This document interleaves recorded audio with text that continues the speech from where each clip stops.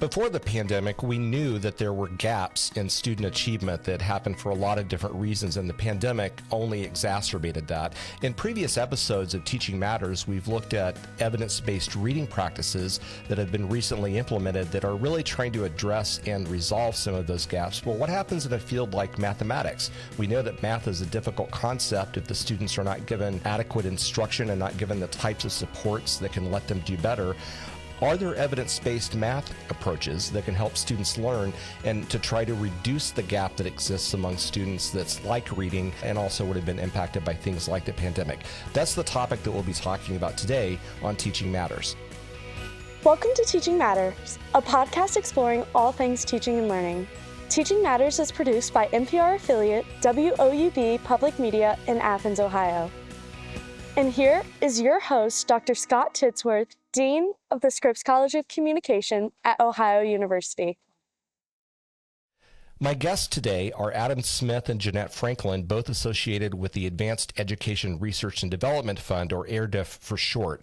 Adam is an Associate Director of Inclusive R&D Partnerships with one of AERDF's programs called EF Plus Math, and Jeanette is a middle school math educator who serves on the advisory board for that same program. Jeanette and Adam, thank you so much for being on the podcast today. I'm looking forward to getting to know you. Thank you for inviting me to the podcast. Yes, Scott, thank you for inviting me. It's great to be here.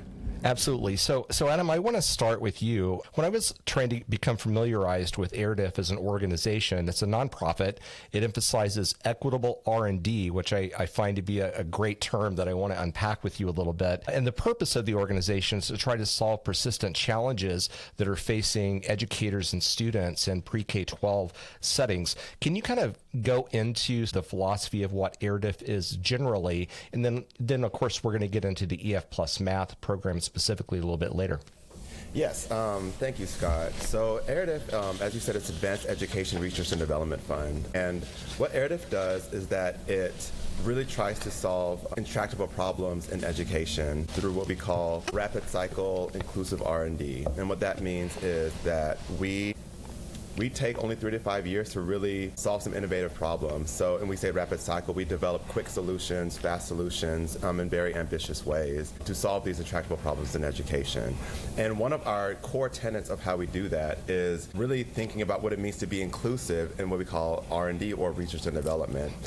You know, traditionally in research and development, we don't really include the people who need to be included most, which are teachers, students, community members, in solving these problems. We often, traditionally, we present solutions to the people we claim to serve most, but what we try to do is disrupt that paradigm by involving teachers and community members and students from the very beginning at the design table for these solutions, so that their ideas and their brilliance and their expertise are part of the conversation from beginning to end. And we believe that this process, or this approach of inclusive R&D is really going to help move the needle in more profound ways in solving these problems than the traditional siloed way that we've done it in the past. You are part of the EF Plus Math program that's part of AERDF. Could you just quickly explain some of the other types of projects that AERDF is funding in addition to the EF Plus Math? Yes. So EF Plus Math, we'll talk about it more in depth, but it is a program that really thinks about how executive functions, or EFs, how they can be supported, strengthened in the context of innovative and deep math learning approaches. The other two programs are called Assessment for Good and Reading Reimagined. So Assessment for Good is a program that looks at how we assess students and how we can, again, shift the paradigm around assessment to be more asset-based, to be more dynamic and innovative, so that we're assessing students accurately, but also assessing students in ways that promote their brilliance as well. Yes. No, go ahead, please. Yes, and Reading Reimagined is the third program, and that is really thinking about solving the intractable problems of literacy. And Reading Reimagined really looks at the decoding threshold and thinks about how to support students from beginning to through grade 3, but also supporting students reading beyond grade 3 into middle school and secondary school as well, because we know students need literacy support throughout their schooling. So Reading Reimagined really supports that. One more quick question before I invite you and Jeanette. So you mentioned that your organization is focused on equitable R&D. You define equity as broadly inclusive, but you do focus on certain specific populations. You want to talk about that just for a second? Yes. So we focus primarily on Black students, Latino students, and students of all races experiencing poverty. And we call those students our priority students. And the reason why we focus on those students is because these are the groups that have been historically marginalized and excluded from these educational solutions. And we want to, again, shift that paradigm by bringing them from the margins and into the center and really focusing our solutions on those populations. Because what we believe is that when we focus on students who are most marginalized, we're gonna help all students. Help everyone. Well. Yeah. Yeah, very good. Jeanette, in your background, are you currently a math educator? Well, currently I work as my school. We recently became a magnet school. So I'm the magnet coordinator, but I also I also teach math still. But my role is magnet coordinator, yes.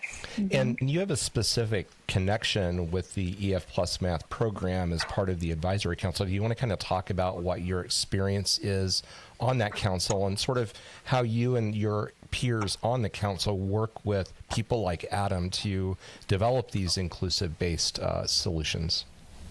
All right, so I have been working with EF Plus Math since 2019. And so our role has evolved since the beginning to now. So in the beginning, our role on the council was to review proposals for these ambitious programs that a lot of developers wanted to create for our students. The next step was, once we read through the proposals, we made a decision on which ones we think would be able to actually make it to the finish line, right, within the time allotted. And once we got to that point, then each of us were assigned to a specific proposal group. And for me, I was assigned to the Mathematical Thinkers Like Me group, and I worked with them through phases 2 and 3. And that was to help through the development of their program, working with their partnering districts. I even piloted the program with my students. And so they were able to develop the program while it was still being implemented in an actual classroom with the population of students that they were trying to target. And so right now, what we're doing is kind of shifted.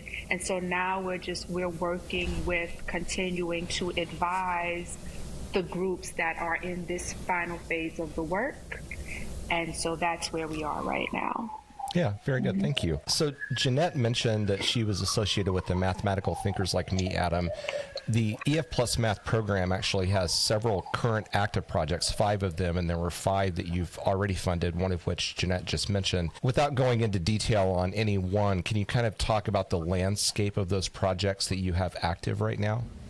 Yes, thank you, Scott. So we are currently funding 3 projects, and the landscape of those is basically 2 main things. One is reimagining math education specifically for our priority students, and reimagining ways that students find belonging and identity in their math learning environments, and also how they can approach deep conceptual understanding of math concepts in an innovative and really more culturally responsive way.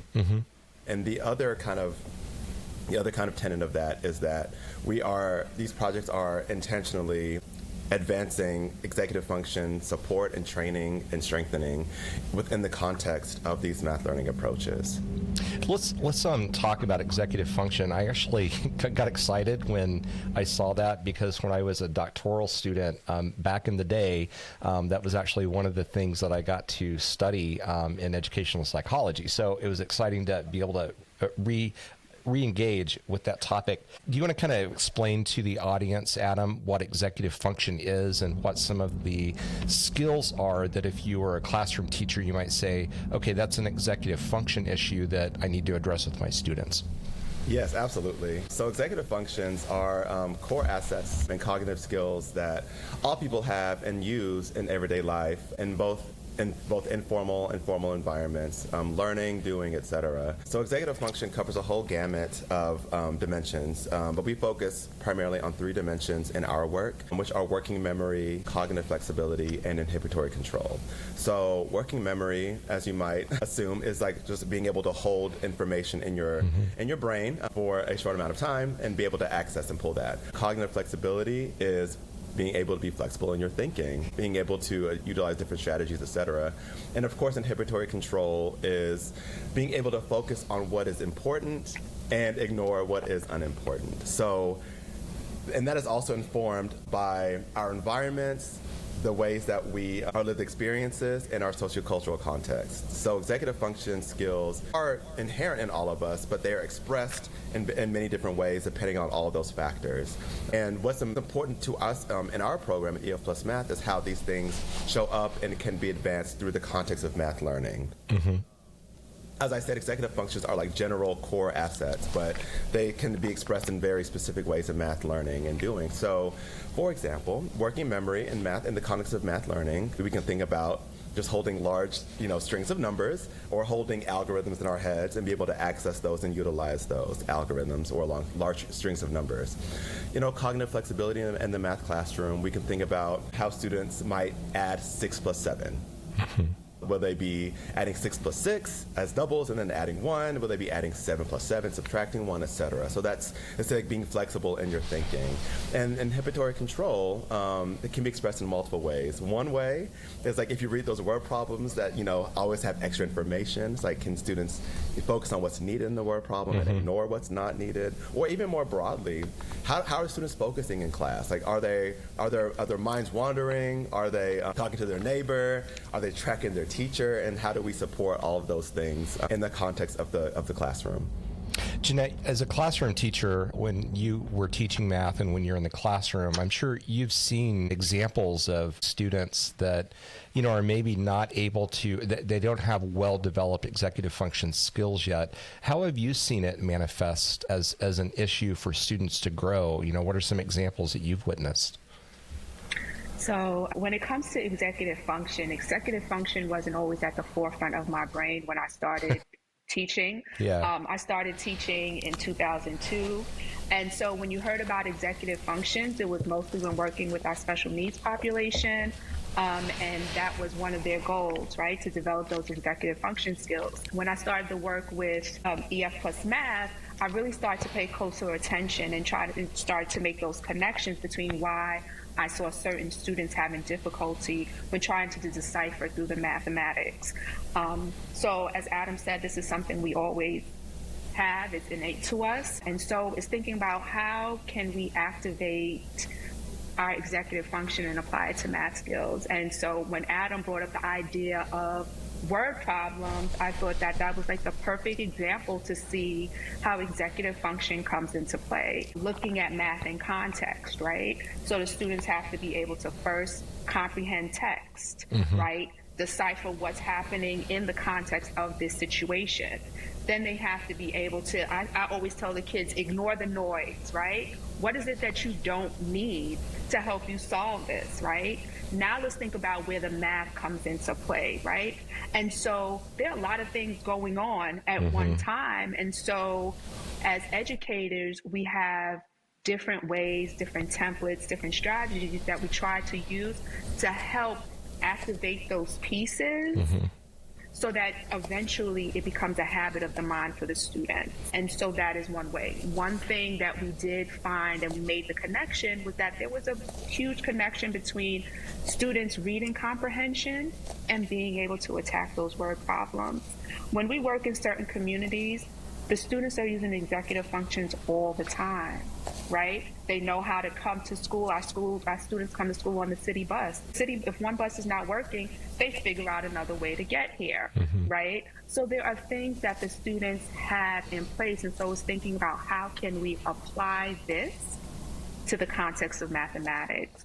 So my colleagues and I, we have been working through like giving them templates. We use strategies like the 3 reads protocol, which helps them to, all right, read the problem, what's happening in the context. Okay, read the problem again.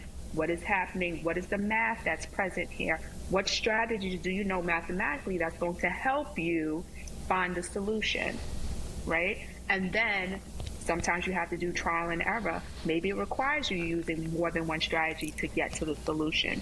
But these are all ways in which we help students to really activate the executive function skills when applying it to the math work. Both of you are very intentional about using terms like strategies, which is so important in this concept. Adam, executive function, some people might hear that and think, okay, that's like a trait that you have it or you don't have it. And that's not true, right? Executive function is something that is malleable. It's something that students can learn strategies to become more effective at. I mean, do you want to kind of riff on that for a second? Yes. I mean, absolutely, Scott. I think that is sometimes like a prevailing notion that it is something you have or you don't. Mm-hmm. And what an unfortunate byproduct of that notion is that for our priority students, like there's often bias against our priority students that they have underdeveloped or deficits in their executive function. So again, in our centering of those priority students, we try to, spread the message that no, we all have executive function skills. We all are able to utilize those and apply those in dynamic and useful ways. And I love Jeanette's example about the city bus navigation. Mm-hmm. Yeah, so we all have executive function skills. They are inherent traits in all of us, and it is our responsibility as educators to ensure that our students are able to access those and strengthen those, and even just be aware of them in their own minds. Like our students are metacognitively aware of their processes. So it's our job as educators to ensure that we promote those in our kiddos across different contexts. And of course, in our work, we're specifically thinking about the context of mathematics. I have to tell a quick story that came to my mind when I was prepping for our discussion. I remember vividly as a kid in grade school, and I was a terrible math student until I got to graduate school. Somehow the light went on and I learned statistics, et cetera. But I had this vivid memory of when I was learning long division in elementary school, sitting at a desk in my bedroom, literally in tears. And back to this issue of executive function, it dawned on me in retrospect that I remember having to learn to figure out in my mind, which would I would call working memory now, how to have the math part happen at the same time as the process, being able to move numbers in the long division, vertical, structure, do the math that goes along with that. Looking back, I don't know that I had the ability to keep all that information and working memory to do it at the same time. It was something that just immediately made me relate to what it is that you all are focused on. Sorry for that interjection, but it is meaningful for all of us. I mean, it shows that everyone at different points in their life is going to grow, but they also are going to encounter difficulties.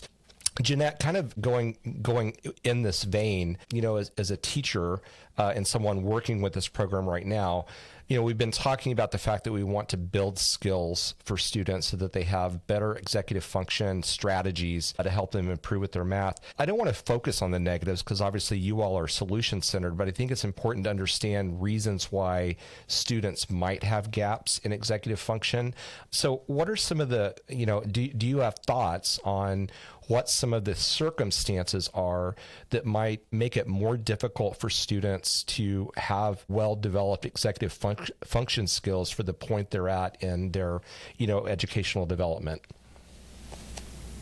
Oh, thank you for that question, Scott. I think that when we think about what may prevent students from being able to truly have those executive functions developed, I think about experiences with trauma. So in certain communities, I work in one of them, we have students experiencing food insecurity, inconsistent housing. New York City has had an influx of newcomers.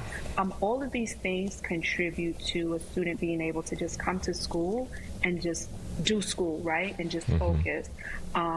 We think about, we just came out of our COVID-19 pandemic, and as much as people like to say we can't blame COVID-19, we have to think about at what point were these foundational skills laid. So our incoming sixth graders, 4 years ago, they were in second grade. There's a lot of mathematical foundation concepts that were taught in second grade. And so even though New York City, they rolled out the technology, made sure kids had iPads, they weren't going into the homes to make sure everyone had access to Wi-Fi. They weren't going into the homes to make sure that the students were in a space where they can be, where it was quiet and focused. I know with my own children, for my daughter, it didn't work for her. Even though we provided her with the space, there was someone there to help her. It just wasn't a great learning platform for her. So there are a lot of things that come into play when we think about factors that could negatively impact executive function skills. I think inconsistency in teaching, right? I can think about so many times where, I don't want to blame the elementary school teachers because everyone plays the blame game, but I could think about how many times that we have teachers at the elementary school level who are not comfortable with teaching math, right? And so they're teaching based on a script that is given to them, but how are they able to truly bring understanding for the students? How flexible are they in their teaching when a student is not able to get the method that's outlined in the textbook to ensure that this child is getting another strategy, right? So just think about all these complex issues that students are faced with that impact the executive function, but those are just a few that come to mind. Interesting, when you're talking about the teachers, totally understand that. And it's not blame, but it's an example that they also have executive function skills. And if they're not comfortable with the concept because math is not their thing, that could impact. I totally get that. Adam, going a little bit more broadly than the concept of executive function, EF Plus Math, fundamentally, you all are a funding organization that works with partners to develop evidence-based solutions, right? So that's the way, I think I would describe it, and you're nodding your head, so I think you agree with me. What does that process look like, and how does the end result, so, the programs that you've already funded, such as Mathematical Thinkers Like Me that Jeanette mentioned, what happens as a project goes through that R&D cycle, a product is created, it's in a classroom? What sort of describe that lifespan, and then what happens after a project rolls off of your funding and it's out in the world?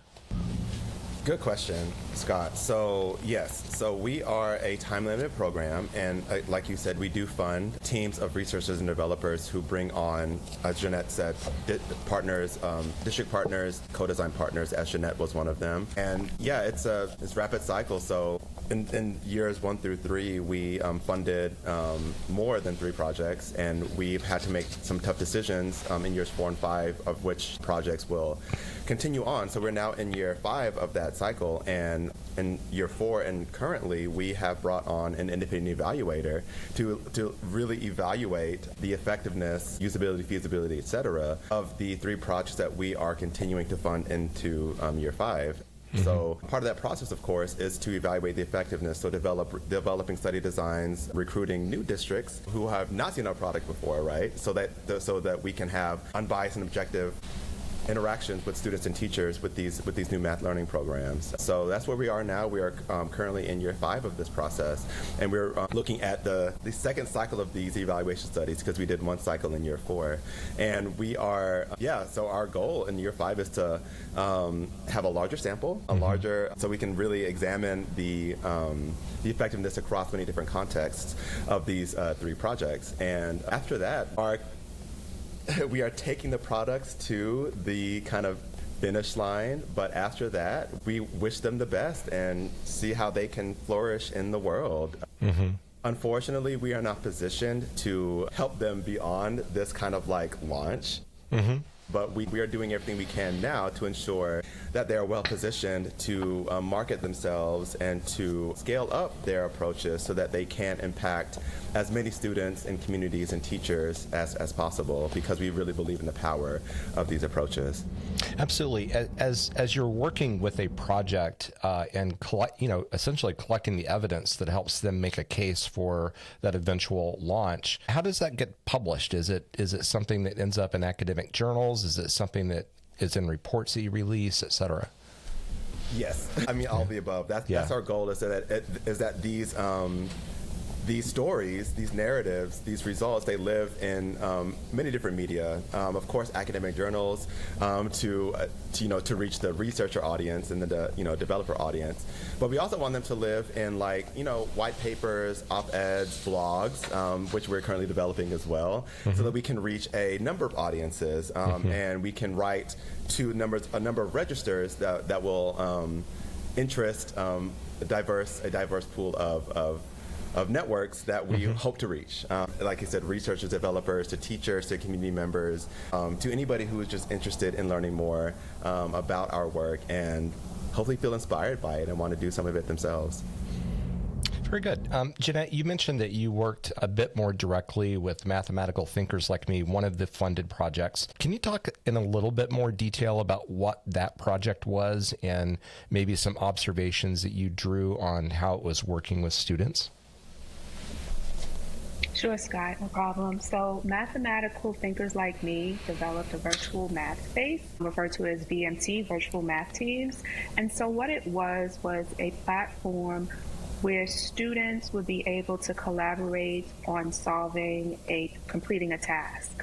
The cool thing about this is that the students could be working on the task with someone in a classroom in a different state, in a different country. And so what I saw, I first started piloting the program with my students when we came back to school from COVID. And so the way the engagement increased, we were in a hybrid model. That means some of my students were in this classroom with me and some of the students were at home. And so it's like, okay, how can I make this learning experience as rich as possible so that the students have an opportunity to interact with each other?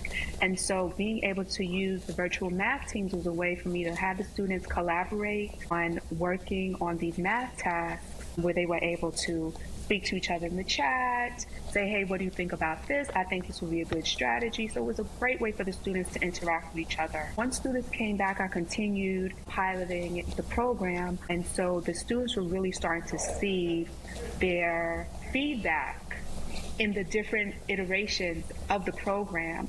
And so that empowered the students to really want to engage with the platform, right? You can hear them say, wow, this wasn't on here the last time. Remember, that's what we said we needed. And they put it there, right? Or they're like, they love to say, it's glitching. And so the fact that I could just call the program and say, look, they're having a problem. And they could go in and say, okay, this is the student. And they're like, okay, they'll fix it, and the kids are like, oh my gosh, it's fixed. And so them seeing the impact of their voice involved in the development of this program was so empowering for them. They actually completed a video just talking about their experience with the program. So the kids were really, really, it was really an engaging program for the students. When it comes to seeing how the educators interacted with the program, the educators felt empowered. Like Adam said, all too often as educators, we're given a curriculum, here's the new curriculum, do it. No time to really digest it, no time to really plan around it, no time to even see if this even is going to work for my students, right? And so having the educators really have a hand in saying, well, I think you guys should add this because I know for this population, this is what my students need. Or my students were working on it this morning and I noticed this. Can you change the wording of this? And the idea that you're able to actually put your own information in, modify it for your different learners, that really, really had the educators really involved. I mean, we were able to get them to give up part of their summer to get training and actually collaborate with the programmers to make this a viable program for their classroom. So that was what I observed, and I think that developers should try to adopt this strategy more often, right? Try to involve those people who have boots on the ground, right? This is our everyday lived experience, so there's so much that we could bring to the table. The story you just told does just such a wonderful job of highlighting the importance of being inclusive in the R&D so that, as you said, the people that are actually doing the teaching in the classroom with the students are part of that solution development. I think that's so important. I also loved how you talked about empowerment. I think that learning is fundamentally students having the power to, be able to chart their own future, and empowerment is key to that. And unfortunately, there's a lot in education that can be disempowering. And so the fact that you were able to witness how a solution empowers is certainly exciting, I think. Adam, kind of coming back to you, Jeanette's story was so meaningful about the specific program that she was talking about. What excites you about the portfolio that you're working with going into the future? Yeah, what excites me is a lot of things, but I think the thing that I come back to most often is just, excuse me, the human-centered aspect, like seeing how teachers are seen as, really seen as experts, and not just, unfortunately, there's such a very interesting perspective on the teaching profession that often isn't always positive. So seeing teachers really lean into their expertise and lean into their brilliance as educators of our children, and seeing that honored and respected from our diverse group of interdisciplinary partners is just really magical. And you can just see the teachers light up in that work, and as Jeanette said, mirrored in students as well. So for me, it's really the humanistic aspect, and seeing people of all disciplines across our community learn new things, learn new things about themselves and their own individual equity orientations, learn how to lean into their own expertise and really sit back and listen to others' expertise, and really build that understanding across multiple disciplines, and that build that understanding of multiple perspectives. For me, it's that human-centered piece that has really been impactful for me in this role. And seeing folks like Jeanette and her peers lean into these different experiences as well across the years of our program has been really, really rewarding for me. So again, a lot of things, definitely the approaches, definitely the research that's coming out, which is very promising. All of that is exciting. It really is. But for me, it's really just the human aspect of it all. So your projects work with districts and educators like Jeanette. Somebody listening to the podcast hears this discussion, and like, man, I really want to learn more about this. What's the best way that people outside of your programs right now could interface and benefit from what EF Plus Math is doing? That's a really good question. There's a couple ways I can think of. One, of course, is visiting our website, www.aerdf.org, AERDF.org, and you'll find links to the different programs that I mentioned earlier. I just invite everyone who is interested to visit our website and visit the things that we're doing on our website. And we also have a contact form that you can fill out on the website. I don't have the URL in my head right now, but it's pretty easy to find. So if you want to continue connecting with us, and maybe even being a partner with us as a district, please definitely navigate toward that contact form. I would also say that as we are kind of in year 5, we are putting more out into the public space. This podcast is one of them. We have blogs that are in the public space. We have different conference presentations, different academic articles, and I would invite anybody who's interested to access those and read through our blogs, listen to this podcast, obviously. Think about, and just please feel free to reach out. We would love to hear from you. We would love to connect with you and talk with you. And Adam, I'll put the link to AERDF and EF Plus Math Plus programs into the text that accompanies the podcast, so listeners will be able to go to that. Jeanette, I'm going to throw the same question to you. You work in a specific role with EF Plus Math. What are you excited about going into the future? Excited about revolutionizing education, the way we see education. I say that for me as a classroom educator, when I started with EF Plus Math, it really changed the way I approach teaching in terms of just thinking about how much affirming identity in the math space is important, right? The idea of executive function, as I mentioned, was something that I never thought about when working with certain populations. Just thinking about how much educators as practitioners, how much we bring to the table, how much of our experience shapes what we are able to do in the classroom, and how much our experience will be able to shape development of curriculums that'll be used for our learners. So that's what I'm excited about. That's incredible and a great message to end on. You two are awesome as a team. So I really appreciate you being on the podcast. This was a great discussion that covered a lot of ground, but also had great stories baked into it. So thank you so much for your time, and it's great to meet both of you. Thank you, Scott. It was great meeting you. This was a wonderful experience. Thank you. Yes, likewise. Thank you, Scott, for this conversation. Really enjoyed it. Absolutely, and obviously, your program is ongoing. If there's ever an opportunity to highlight a specific program or a specific, research study or anything like that, know that you're always welcome to come back, because the work that you're doing is compelling, and I love everything from the philosophy to the methods that you're talking about. It's just awesome. So always welcome back as a guest. My guest today was Adam Smith. He's the Associate Director for Inclusive R&D with the EF Plus Math program, which is part of the Advanced Education Research and Development Fund. Jeanette Franklin is a math educator who's also a member of the advisory board for the EF Plus Math program. If you want to learn more about it, as I said, you'll have a link to the website for EF Plus Math and AERDF that is accompanying the podcast, so I encourage you to reach out to that. I also want to thank our staff assistants, associate producers April Koska and Trinity Sweet, who help do all the things behind the scenes to make this podcast happen.